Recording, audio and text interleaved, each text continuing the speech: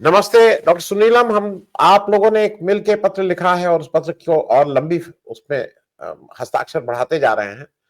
आप लोगों ने भारत के चुनाव आयोग से आग्रह किया है कि किस तरह से क्या-क्या स्तर में हो रहा है। एसआईआर किस तरह से लोकतंत्र को चुरा नहीं रहा है, डाका डाल रहा है। मैं 2 प्रश्न मेरे आपसे हैं छोटे-छोटे। पहला प्रश्न तो यह है कि इस तरह की मुहिम आवश्यक थी। अ, मैं वो जो 272 कुछ कुछ सरकारी एक पत्र लिखा गया है, मैं उसकी बात बाद में करूंगा, लेकिन पहली ये जो मुहिम है और जिसको मेरे ख्याल में जो आप बता दें, ये तो अभी भी चल रही है। आप लोग चाह रहे हैं कि ज्यादा से ज्यादा लोग इससे जुड़ें, लोग इसको समझें, और हम भी उस मुहिम में इसी तरह से जुड़े हैं कि हमारी कोशिश ये है कि आप लोगों में से कोई एक इसको रिले रेस की तरह हम लोग कुछ ना कुछ इसको रोज जलाए रखें। क्योंकि ये मामला इस देश के आम नागरिक के केवल वोट का अधिकार नहीं है, उसका सब कुछ छीनने की तैयारी है। डॉक्टर सुनील, ये है क्या मामला, और जो आप अपनी तरफ से कोशिश कर रहे हैं उसमें आपको कहां तक सब लगता है कि कुछ मामला बनेगा? बहुत बहुत शुक्रिया पब्लिक इंडिया का आनंद वर्धन साहब कि आपने ये कैंपेन में आप शुरू से लोकतंत्र और संविधान को बचाने की जो लड़ाई है उसको आप पर्सनली और पब्लिकली भी आप लड़ने का काम कर रहे हैं इस चैनल के माध्यम से। उसके लिए बहुत आभार है।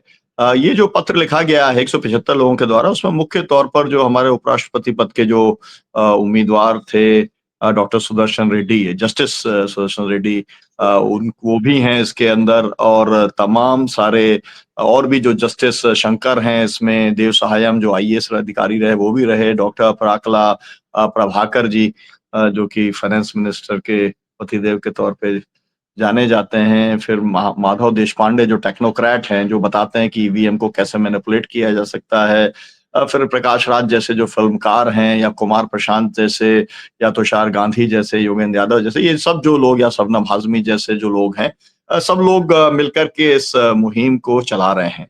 इसमें मुख्य बात ये है कि ये चुनाव का जो नतीजा है वो फ्रॉड पर आधारित है, इसलिए हम इसको अस्वीकार करते हैं। मुझे लगता है कि ये एक स्टार्टिंग पॉइंट है। सबसे महत्वपूर्ण बात यही है, और यहाँ पर मैं अपना दुख प्रकट करना चाहता हूँ कि हमारे जो महागठबंधन के नेता लोग हैं, वो जो है नीतीश के मुख्यमंत्री बनने के बाद ऐसे बड़ा-बड़ा चढ़ के बधाई दे रहे थे कि जैसे मतलब उनकी बाछें खिल गई हों। जबकि ये चुनाव जो है वो वोट की डकैती के ऊपर आधारित है। ये बात मैं 30 दिनों में मैं 30 जिलों में गया, तुषार गांधी जी के साथ में जो बदलो बिहार बनाओ नई सरकार की जो यात्रा चली थी, उसके अनुभव के आधार पर, और जो वोटराधिकार यात्रा के अंदर जो मैंने जन सैलाब और जो फ्रेंजी देखी थी उस समय, उसके आधार पर मैं ये बात कह रहा हूं। तो पहली बात तो ये है कि इस रिजल्ट को हम अस्वीकार करते हैं, सिविल सोसाइटी के लोग, जो कि पॉलिटिकल पार्टीज ने स्वीकार कर लिया है। इस पर मेरा कहना यह है कि आनंद वर्धन जी, आपको याद होगा 5 साल पहले जब चुनाव हुआ था और रात के 12 बजे के बाद 3 बजे के बीच में जब तेजस्वी की पार्टी के आरजेडी के 15 विधायकों को हरा दिया गया था और हारों वालों को जिता दिया गया था सरकारी मशीनरी का दुरुपयोग करके, तब मैंने कहा था कि ये समय आ गया है कि आप कॉल करो और कॉल दो और घेराव करना शुरू करो, केवल निष्पक्ष चुनाव नतीजे के लिए। उन्होंने वो नहीं किया। उसके बाद में यूपी के अंदर ऐसे ही हो गया। यूपी के अंदर भी वोट चोरी हो गया, लेकिन यहां पर भी जो करना चाहिए था गठबंधन को, उसने ये काम नहीं किया। उसके बाद में हरियाणा में हो गया, 0.6% से हार गए, वहां पर भी नहीं किया। और उसके बाद तो सरेआम जो है जो कुछ भी हुआ महाराष्ट्र में, वो पूरे देश ने देखा, वहां भी कुछ नहीं किया। 79 सीट्स के ऊपर सरेआम मैनिपुलेशन हो गया। आम सभा चुनाव के अंदर, लोकसभा चुनाव के अंदर जो है, उसके अंदर भी कुछ नहीं किया। तो अब जो है मेरा कहना यह है कि पहला काम आपका, स्टार्टिंग पॉइंट तो यहां से होगा कि आप इसे इलिजिटिमेट इलेक्शन रिजल्ट के तौर पर आप कहें, जो पार्टियों ने नहीं कहा, हम ये बात कह रहे हैं, ये पहली बात है। दूसरी बात यह है कि हम ये कह रहे हैं कि जो जिस नेतृत्व में चुनाव आयोग काम कर रहा है वो इलेजिटिमेट है, और इसलिए हम उसकी वैधता को हम पूरे तरीके से हम अस्वीकार करने का काम करते हैं। ये दूसरी बात है जो हम कह रहे हैं, जिसका बहुत बड़ा मायना है। इसको भी पॉलिटिकल पार्टीज नहीं मानने को तैयार हैं कि मतलब आप एक ऐसा जो है चुनाव आयोग जो एक के बाद एक फ्रॉड कर रहा है, और अब उसने जो एसआईआर की प्रक्रिया शुरू की है, ये तो केवल और केवल सत्ता के अंदर भाजपा को बनाए रखने के लिए, गठबंधन को मतलब एनडीए को बनाए रखने के लिए एसआईआर है, उसका और कोई प्रयोजन ही नहीं है ना? तो इसलिए आप उसको भी आप अस्वीकार करने को तैयार नहीं है। तो दूसरा बिंदु हमारा वो है। तीसरा बिंदु हमारा ये है कि जो एसआईआर वाला मैंने आपको बोला कि ये तो केवल पावर गेम की बात है। तीसरी बात हमारा, चौथी बात ये है कि आपको सिविल सोसाइटी के साथ में समन्वय बना करके आगे चलना चाहिए पॉलिटिकल पार्टीज को। वो पॉलिटिकल पार्टीज करने को तैयार नहीं है। हम लोगों ने तो अपनी तरफ से किया, 25 जन संगठन थे, नागरिक संगठन थे, उनकी जितनी सीमित साधन थे, सीमित समय था, वो कुछ किया, सीमित लोग थे, है ना? बदलो बिहार बनाओ नई सरकार का किया। लेकिन जो पार्टियों की तरफ से जो होता है कि भाई हम लोग एक वॉर रूम बनाए जिसके अंदर एक समन्वय की बात हो, बूथ के लेवल के ऊपर हम कोऑर्डिनेशन करें, वो बात हो, जो भी कुछ सब चीजें हैं, वो भी करने का तैयार नहीं। तो हमारा ये 4-5 बिंदु हैं, और बिंदु को लेकर के हम ये कहना चाहते हैं कि चुनाव आयोग का काम मतदाताओं को जोड़ना है, लेकिन ये मतदाताओं को मताधिकार से वंचित करने का जो उसका संवैधानिक अधिकार है, वो काम कर रहा है, और इसके खिलाफ में जन संघर्ष जरूरी है। उस दिशा के अंदर हम बढ़ने का काम करना चाहते हैं। जितनी अपनी सीमा है, उसके हिसाब से आगे बढ़ के ये काम करेंगे। जी, आनंद जी। डॉक्टर सुनीलम, आप चूंकि पावर पॉलिटिक्स, आप एमएलए विधायक रहे हैं, आप इलेक्शन लड़े हैं, मैं एक चीज और जरा इसमें जोड़ दूं, क्योंकि मैं भी इलेक्शन का प्रोसेस रहा हूं, इलेक्शन को मतलब अंदर से देखा है। एक नई बेईमानी और आई है और उस पर भी बहुत कम वो हो रहा है। वो बीएलए नाम का एक इन्होंने नया एक भेज दिया है। बीएलए ये किसी पार्टी के ये सब वो नहीं है, ये भारत का संविधान, भारत का चुनाव आयोग की जिम्मेदारी है कि कैसे आप वोटर बनाएं, ये पॉलिटिकल पार्टी के नहीं। और मैं इसको 1 मिनट दर्शकों को समझाने के लिए कर दूं। मैं कल के दिन उत्तर प्रदेश से चुनाव लड़ना चाहता हूं। मेरी नजर में पार्टी ठीक नहीं है, जो मेरा अपना नजरिया, और मुझे लगता है मैंने बहुत काम किया है अपने क्षेत्र में और वहां के लोग मुझे, तो मैं तो बीएलए नहीं बना सकता हूं। तो ये आपने मुझे तो पहले ही दिन से निकल, मैं इस पे भी आपका एक विचार चाहूंगा। बीएलए नाम का एक कोई पैदा कर दिया है बीजेपी ने, और उसको वैधता उसकी सब मान रहे हैं। बीएलए तो बिल्कुल गैर जरूरी और बीजेपी के एजेंट के रूप में ही काम कर रहा है। डॉक्टर सुनीलम, इस पे भी मैं एक टिप्पणी चाहूंगा। जी, इस पे मेरा कहना यह है कि असल में जो है चुनाव आयोग अपनी जो उसकी जिम्मेदारी है, भाई बहुत बढ़ चढ़ करके वोट हुआ, फिर भी 67% ही हुआ ना। वो 60% से बढ़ा, 7% बढ़ा, ये स्वागत योग्य बात है, ज्यादा लोग निकल के आए, लेकिन वो बदलाव के लिए निकले थे, वो एक बात अलग है, उसको छोड़ देते हैं। लेकिन आपका जो काम है, मतलब चुनाव आयोग का जो काम है, जो बीएलओ का काम है, वो किसी के कंधे के ऊपर आप नहीं डाल सकते। ये बिल्कुल वैसी बात है कि जैसे हम जो किसान संगठन के लोग हैं, किसानों के बीच में काम करते हैं, वो ये कहते हैं कि जी आप पहले रजिस्ट्रेशन कराओ, आपका अगर रजिस्ट्रेशन हो जाएगा तब आपको भावांतर का लाभ मिलेगा, तब आपका माल खरीदा जाएगा, और नहीं तो मेरे यहाँ पर जो मुल्ताई में हालत है कि 2400 रुपए क्विंटल का जो पूरा मक्का है वो 1200 रुपए क्विंटल बिक रहा है, सोयाबीन 5,500 रुपए क्विंटल है, वो 3,000 रुपए क्विंटल बिक रहा है। क्यों? उन्होंने अपनी रिस्पॉन्सिबिलिटी जो है, कायदे से सरकार की रिस्पॉन्सिबिलिटी थी कि वो हर किसान का जो है वो रजिस्ट्रेशन करे, लेकिन उसने वो जो पूरी जिम्मेदारी किसान के ऊपर डाल दी। तो ये इन्होंने वो जिम्मेदारी बीएलओ की जगह पर बीएलए के ऊपर डाल दी, और जो है बीएलए जो कुछ जो उसकी सीमा है वो एक दबाव में काम करता है। गांव का जो स्ट्रक्चर है वो किस तरीके का है, आनंद वर्धन साहब, इस समय जब हम लोग ये बातचीत कर रहे हैं, मेरे यहाँ सिंगरौली में अडानी को एक कोल का पावर ब्लॉक मिला, उसमें 8 गांव को पूरा पुलिस ने घेरा हुआ है, कोई आदमी बाहर नहीं आ सकता, कोई अंदर नहीं जा सकता, और वहां पर जो है 3 लाख पेड़ काटे जा रहे हैं। कुछ क्यों नहीं है, कुछ नहीं हो सकता, क्योंकि आपने जो है किसी आदमी को फ्रीडम दिए ही नहीं है।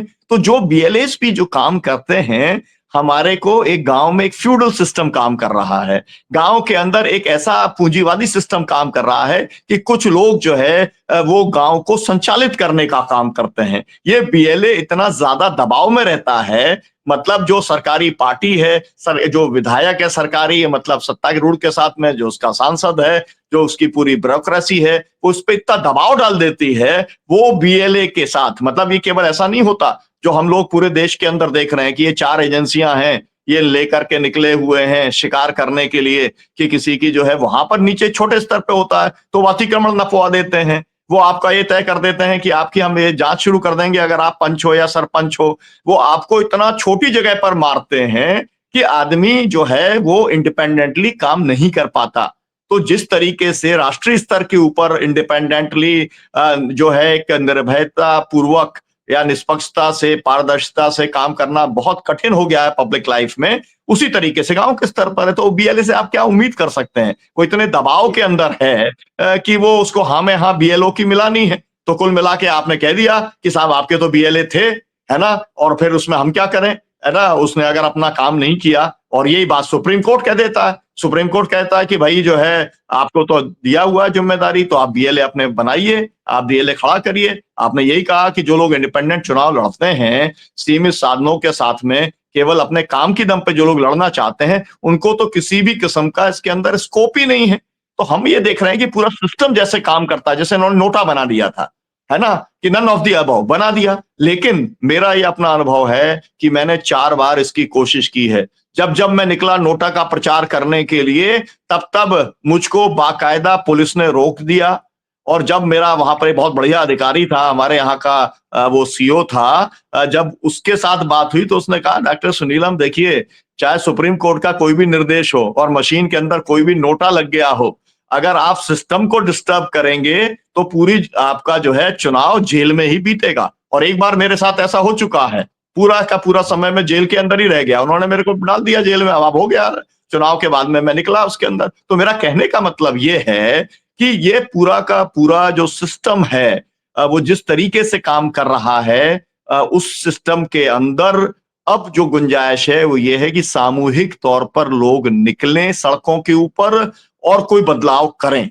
हम उस बदलाव के खिलाफ हैं आनंद वर्धन जी, जो नेपाल में या जो बांग्लादेश में या जो श्रीलंका में या जो इंडोनेशिया के अंदर हुआ। हम एनार्की नहीं चाहते, हम वायलेंस नहीं चाहते। हमारे को ये रास्ता अभी भी लगता है, और मैंने ये देखा है, या आपका जो उत्तर प्रदेश के अंदर मैं अभी गया था, ये जो यात्रा एक कदम गांधी के साथ कारवां प्यार का जो चल रही है, उसमें मैं गया, मथुरा में गया। वहीं पर वो जो फ्रॉड बाबा है उसका, बागेश्वर धाम वाला, उसकी यात्रा वहां पर निकली थी।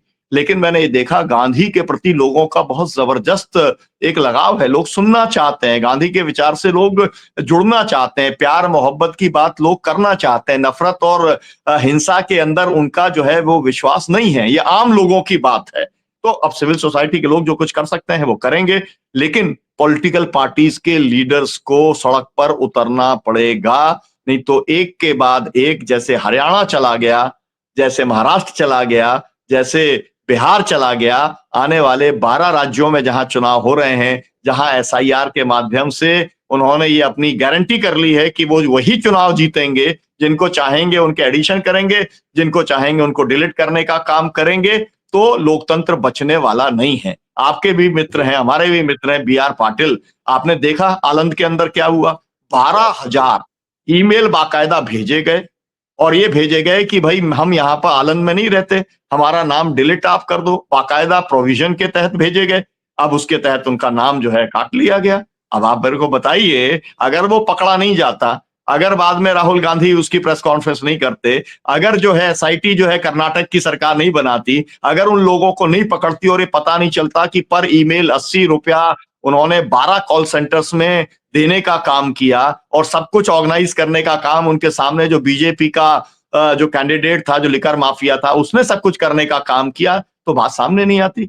लेकिन ऑपोजिशन क्या कर सकता है? वो सब फैक्ट्स तो ले आया, सब चोरी के फैक्ट्स ले आया, लेकिन उसके बाद भी अगर इलेक्शन कमीशन जो है वो कुछ नहीं कर रहा, एकमात्र विकल्प है आप चुनाव आयोग का अनिश्चितकालीन घेराव पॉलिटिकल पार्टीज करें, इंडिया गठबंधन करे। जब तक ज्ञानेश कुमार के ऊपर फ्रॉड केस, फ्रॉडुलेंट इलेक्शंस कराने का केस दर्ज ना हो जाए, जब तक उसकी गिरफ्तारी ना हो जाए, तब तक वो अनिश्चितकालीन घेराव को खत्म ना किया जाए।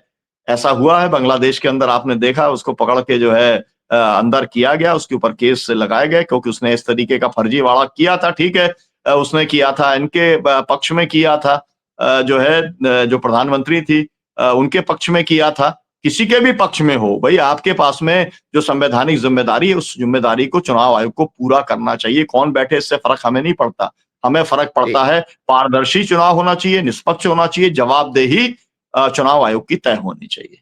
जी जी धन्यवाद डॉक्टर सुनील। मैं बस दर्शकों की जानकारी के लिए एक चीज और कह दूं कि बी आर पाटिल को हम सब लोग व्यक्तिगत रूप से जानते हैं। वो 2018 का भी अच्छा खासा चुनाव जीते हुए थे, यही टैक्टिस करके 600 वोट से उनको हरा दिया गया था। और ये एक 5 साल, अगर कोई पॉलिटिक्स में एक किसी की भी एक्टिव लाइफ होती है 30-35 साल, उसमें 5 साल जो उसका जो सबसे अच्छा समय होता है, उसको अगर आप बाहर कर दीजिए तो वो उस क्षेत्र का, उस प्रदेश का, उस राष्ट्र का एक ऐसा नुकसान होता है जो वापस उसकी भरपाई हो ही नहीं सकती। आप अगली बार उसको प्रधानमंत्री आनंद बना जी, दीजिए। आनंद जी, जी हमारे जैसे लोगों को आप जब सजा करवा करके आप एलिमिनेशन प्रोसेस से बाहर कर देते हैं, इलेक्टोरल प्रोसेस से, जी सबसे अच्छा तरीका है। जैसे राहुल गांधी जी को कर दिया था 2 साल की सजा देके, तो आपने हमको जी बाहर कर दिया। तो ये भी एक टैक्टिस है। तो कुल मिला के जो अलग अलग टैक्टिस इस्तेमाल करता है सिस्टम या सरकार या सत्तारूढ़ दल, उसके अंदर बहुत सारी चीजें, तो बहुत बड़ी लड़ाई है। और इसके अंदर हम जी लोग तो आपके चैनल के माध्यम से लोगों को आमंत्रित कर सकते हैं कि वो इस लड़ने में सड़क के ऊपर वो आए, जी पार्टियां आए, बहुत अच्छी बात है। जो भी लड़े उसका साथ दें। जी जी बहुत बहुत धन्यवाद डॉक्टर साहब, thank you. Thank you very much.